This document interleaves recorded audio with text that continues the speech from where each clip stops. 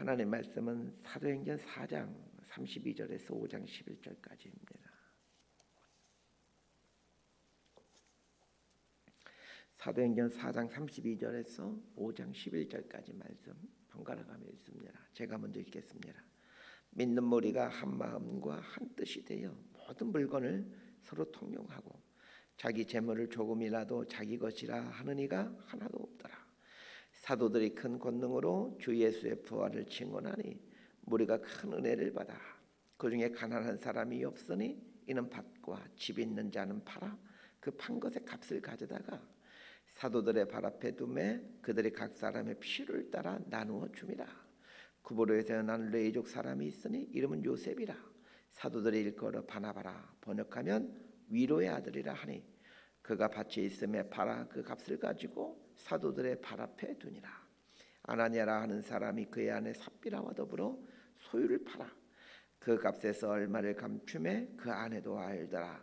얼마만 가져다가 사도들의 발 앞에 두니 베드로가 이르되 아나니아야 어찌하여 사탄이 내 마음에 가득하여 내가 성령을 속이고 땅값 얼마를 감추었느냐. 땅이 그대로 있을 때에는 내 땅이 아니며 판 후에도 내 마음대로 할 수가 없더냐. 어찌하여 이 일을 내 마음에 두었느냐. 사람에게 거짓말한 것이 아니요 하나님께로다. 아나니아가 이 말을 듣고 엎드려져 혼이 떠나니 이 일을 듣는 사람이 다 크게 두려워하더라. 젊은 사람들이 일어나 시신을 쌓아서 메고 나가 장사하니라. 3시간쯤 지나 그의 아내가 그 일어난 일을 알지 못하고 들어오니 베드로가 이르되 그 땅 판값이 이것뿐이냐 내게 말하라 하니 이르되 예 이것뿐이라 하더라. 베드로가 이르되 너희가 어찌 함께 꾀하여 주의 영을 시험하려 하느냐. 보라 내 남편을 장사하고 오는 사람들의 발이 문 앞에 이르렀으니 또 너를 메어 내가리라 하니 곧 그가 베드로의 발 앞에 엎드려져 혼이 떠나는지라. 젊은 사람들이 들어와 죽은 것을 보고 메어다가 그의 남편 곁에 장사하니 11절 함께 읽습니다. 온 교회와 이 일을 듣는 사람들이 다 크게 두려워하니라. 아멘. 신앙생활은 영적인 생활입니다. 영적인 생활이기에 영적인 전쟁이 계속됩니다. 우리가 싸울 것은 혈과 육에 대한 것이 아닙니다. 어둠의 세상 주관자들과 하늘에 있는 악한 영들과의 싸움이다 라고 사도 바울은 얘기해 주셨습니다. 사단은 어두운 세상의 주관자입니다. 하나님은 온 세상과 우주의 통치자이시지만 사단은 어두운 세상의 주관자입니다. 그래서 사단은 이 세상의 그 어두운 부분들 그리고 어두운 사람들을 이용해 하나님의 나라가 이루어지지 못하게 합니다. 어두운 세상의 주관자인 사단은 세상의 권세가들을 종종 이용하곤 합니다. 사단은 대제사장과 종교 지도자를 통해 복음을 전하는 사도들을 박해합니다. 대제사장과 종교 지도자들이 갖고 있는 그들의 권세, 그 자리를 이용하여 사도들을 위협하는 거죠. 그럼에도 사도들은 세상 권세에 굴복하지 않습니다. 오히려 하나님 앞에서 너희의 말을 듣는 것이 하나님의 말씀을 듣는 것보다 옳은가 판단하라 하면서 담대하게 하나님 말씀을 전합니다. 외부의 공격은 담대함으로 이겨내는 겁니다. 영적 전쟁이라고 하고 영적인 것 그런 것만 있는 게 아니고 외부의 공격은 담대함으로 이겨내는 겁니다. 이 박해나 핍박 같은 외부의 공격에 대해서는 담대함으로 맞서야 된다는 것, 용기로 맞서야 된다는 것 기억했으면 합니다. 그 오래전에 윤형주 장로님께서 이제 온누리교회 장로님이시죠. 그 아주 유명한 가수이기도 하시죠. 그 윤형주 장로님께서 한 일간지에 그 세시봉에 대한 이야기를 연재한 적이 있습니다. 그 세시봉이라고 그 송창식 또 다른 한 사람 세 사람 이렇게 그 유명한 그 가수 그룹이 있지 않습니까? 아주 참 재밌게 읽었습니다. 그 윤형주 장로님이 대학생 때 명동에 있는 그 유명한 레스토랑에서 노래를 부르는 일을 하였습니다. 워낙 인기가 좋아서 꽤 많은 돈을 벌었다고 합니다. 이걸 알고 명동에 있는 깡패들이 찾아와서 이제 술 한잔 사라고 협박을 합니다. 그러면 이제 장로님이 내가 왜 당신에게 술을 사야 되냐면서 이렇게 말하면 깡패들은 그 옆구리에 차고 있는 손도끼를 이렇게 쓱 보여준답니다. 죽고 싶지 않으면 술 사라는 거죠. 그때 이 윤 장로님이 이런 말을 했다고 합니다. 내가 무서워서 도끼 가지고 왔느냐? 남자가 갖고 다닐 게 없어서 도끼를 갖고 다니냐? 하면서 담대하게 맞섰답니다. 그러자 깡패들이 더 이상 오지 않더라라는 그 이야기를 하는 것을 이렇게 기사에서 본 적이 있습니다. 외부의 공격은 담대함으로 맞서는 겁니다. 사도들이 외부의 공격에 담대하게 맞서자 사단은 이제 공격의 방법을 바꾸게 됩니다. 내부에서 분열하게 하고 내부의 순수성을 훼손하는 이런 공격을 이제 하게 되는 거죠. 우리 32절 말씀 함께 읽도록 합니다. 시작. 믿는 무리가 한 마음과 한 뜻이 되어 모든 물건을 서로 통용하고 자기 재물을 조금이라도 자기 것이라 하는 이가 하나도 없더라. 외부의 공격에 담대하게 맞섬으로 사도들이 승리하게 되죠. 그러자 이 교회 공동체는 더 크게 강건해지고 더 부흥하고 더 성장하게 됩니다. 그렇습니다. 사단은 우리를 무너뜨리려고 가진 방법을 동원하지만 결국은 사단의 모략과 위협 때문에 도리어 교회는 더 강해지곤 합니다. 그 C.S. 루이스가 쓴 스크루테이프의 편지라는 책이 있습니다. 20세기 가장 우리 지난 세기 동안에 가장 위대한 우리 기독교 변증가라고 하는 C.S. 루이스가 라는 분이신데 이 스크루테이프 편지라는 책은 이 고참 사탄이 신참 사탄에게 어떻게 하면 인간을 무너뜨리고 교회를 와해시킬 수 있는가에 대한 그 어떤 조언을 해주는 편지입니다. 31통인가 32통인가를 편지를 써서 그 신참 사탄인 워무드에게 이제 교회를 무너뜨릴 수 있는 방법들에 대해서 전수해주는 그런 책입니다. 참 재미있는 책이죠.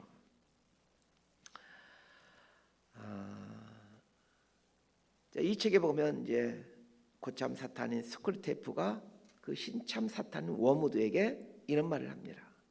외부의 위협과 박해로는 오히려 교회를 더 강하게 만든다.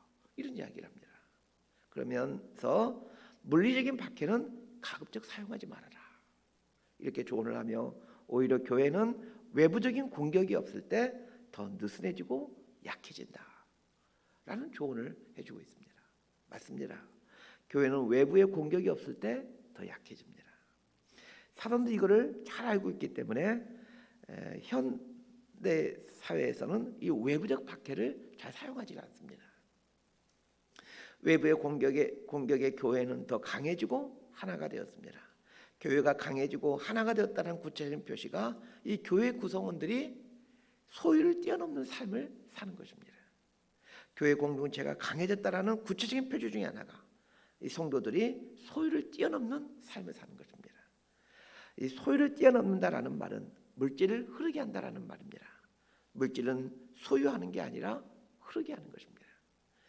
그리스도인은 어떻게 하면 물질을 소유할까? 이 고민에서 어떻게 하면 원활하게 흐를 수 있도록 할까? 이걸로 바뀌어야 합니다. 물질은 소유하려고 할 때 저주로 둔갑하곤 합니다. 그러나 물질이 흐르게 되어질 때 물질은 축복이 됩니다. 물질은 마치 피와 같습니다. 우리 몸의 한쪽에 피가 많이 몰려 있으면 안 됩니다. 피는 순환이 되어야 합니다. 피가 순환이 되면서 산소와 영양분을 몸의 각 부분에 전달해 주게 됩니다. 그래야 몸이 살게 되고 몸이 건강한 몸이 되는 겁니다. 교회는 그리스도의 몸입니다. 그리스도의 몸이 살아있는 유기체가 되기 위해서는 이 혈액순환이 잘 되어야 합니다. 이 돈의 순환은 언제 됩니까? 성도들이 한 마음과 한 뜻이 될 때입니다. 그런 의미에서 마음과 뜻은 혈관과 같은 것입니다.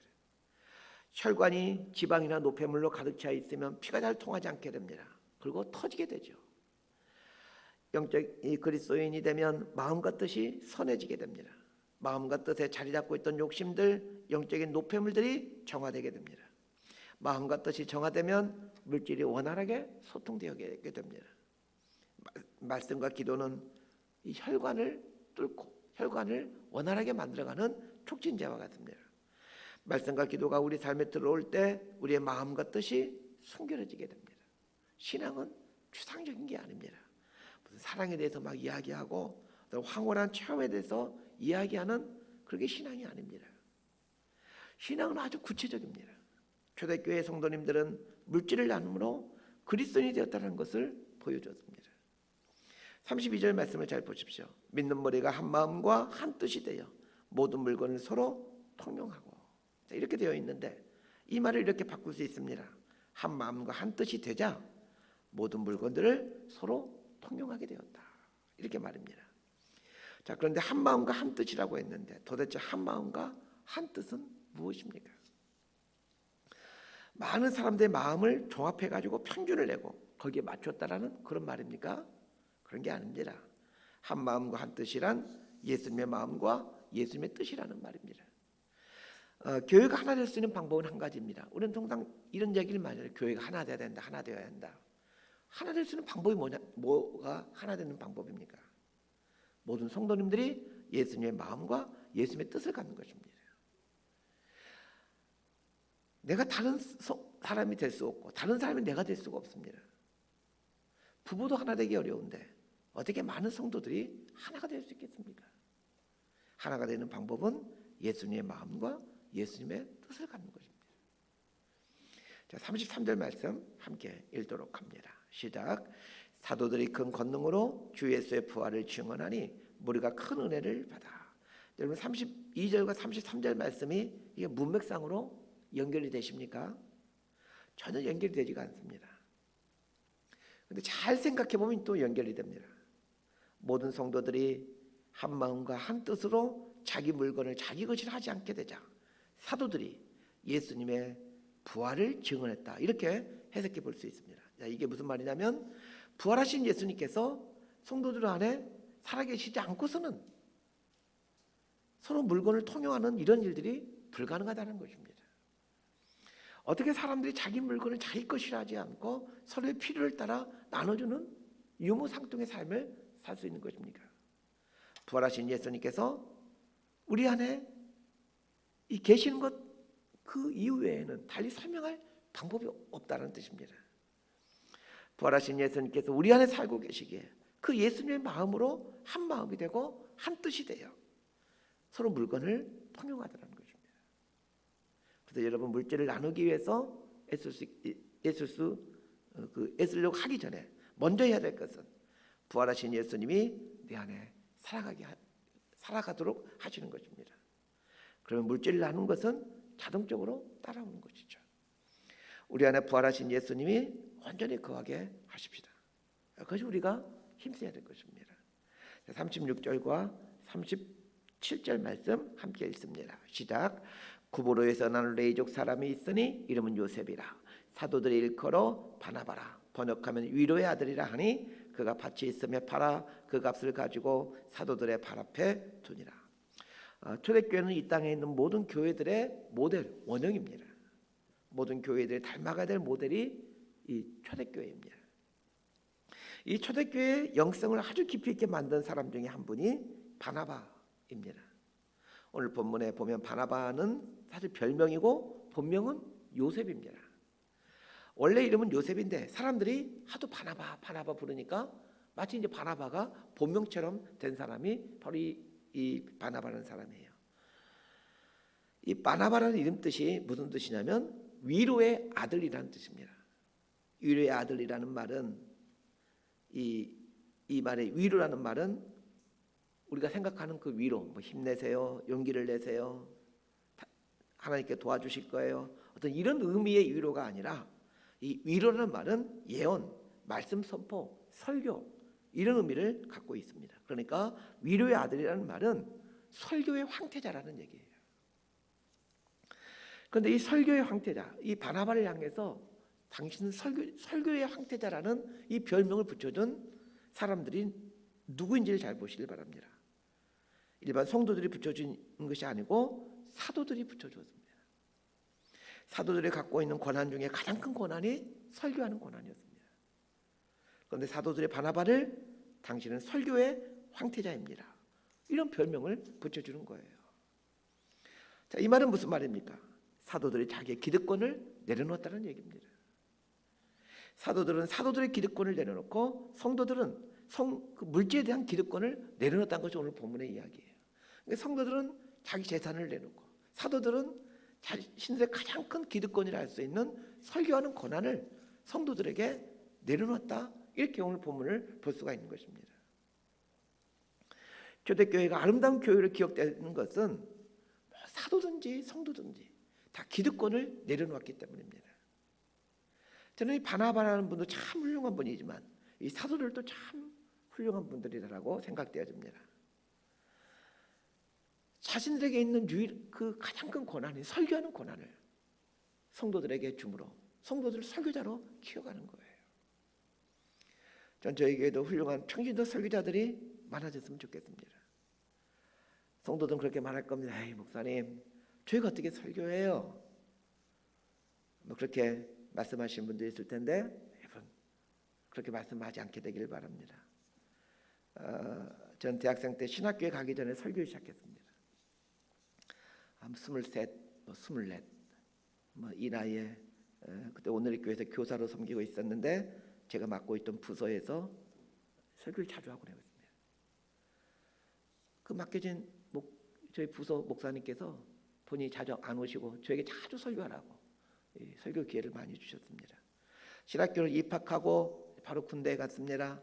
말이 신학생이지 입학만 하고 군대 갔으니까 신학교 가서 수업 한 번 들어본 적 없습니다. 그런데 군대에 있는 한 3년 몇 개월 동안 매주 한두 번 이상은 매주 설교를 했습니다. 신학을 공부하지 않아도 얼마나 설교할 수 있습니다. 5장 1절에서 5절까지 말씀 우리 함께 읽도록 하겠습니다. 시작. 아나니아라 하는 사람이 그의 아내 삽비라와 더불어 소유를 팔아 그 값에서 얼마를 감추매 그 아내도 알더라. 얼마만 가져다가 사도들의 발 앞에 두니 베드로가 이르되 아나니아야 어찌하여 사탄이 내 마음에 가득하여 내가 성령을 속이고 땅값 얼마를 감추었느냐. 땅이 그대로 있을 때에는 내 땅이 아니며 판 후에도 내 마음대로 할 수가 없더냐. 어찌하여 이 일을 내 마음에 두었느냐. 사람에게 거짓말한 것이 아니요 하나님께로다. 아나니아가 이 말을 듣고 엎드려져 혼이 떠나니 이 일을 듣는 사람이 다 크게 두려워하더라. 이 바나바의 이야기에 이어서 성경은 참 재미있게도 아나니아와 삽비라 이야기를 해주고 있습니다. 여러분 우리 이 성경에는 이제 사도행전 5장부터 아나니아와 삽비라 이야기를 하면서 새로운 장으로 넘어가는 것 같지만 사실 성경은 원래 장과 절이 구별이 없습니다. 이 장과 절이 구별된 것은 1500년대 와서야 장과 절이 구별되는 거죠. 이 장과 절이 없다는 것을 생각하면서 이 본문을 보게 되면 참 재미있는 구조로 되어 있다는 걸 알게 됩니다. 바나바 이야기를 한 다음에 이어서 아나니아와 삽비라 이야기를 하고 있습니다. 이 아나니아와 삽비라 부부는 초대교회의 나름대로 리더십이었습니다. 나름대로 아주 헌신된 일꾼들이었습니다. 그래서 자기 전 재산을 팔아 교회에 바칠 생각을 갖고 있었던 사람들이죠. 그런데 땅을 팔아 바치려고 하다 보니까 아까운 마음이 들었습니다. 그래서 그 땅의 판값의 일부는 바치고 일부는 바치지 않습니다. 물질의 일부를 바치고 일부는 남겨놓은 것이 문제가 됩니까? 그렇지 않습니다. 현대교회에서는 아나니아와 삽비라 정도의 사람도 사실 거의 없습니다. 그런데 왜 아나니아와 삽비라가 죽게 되는 겁니다. 아나니아와 삽비라의 죽음을 통해 아주 귀중한 교훈을 배워야 합니다. 아나니아와 삽비라가 재산의 일부만 바쳤기 때문에 벌을 받게 된 것이 아닙니다. 만약 일부만 바쳤기 때문에 벌을 받은 것이라면 우리 중에 죽임을 당하지 않을 사람은 한 사람도 없습니다. 아나니아와 삽비라를 죽게 하신 것은 교회의 순수성을 보존하기 위함입니다. 교회는 이렇게 순수해야 된다는 것을 보여주는 것입니다.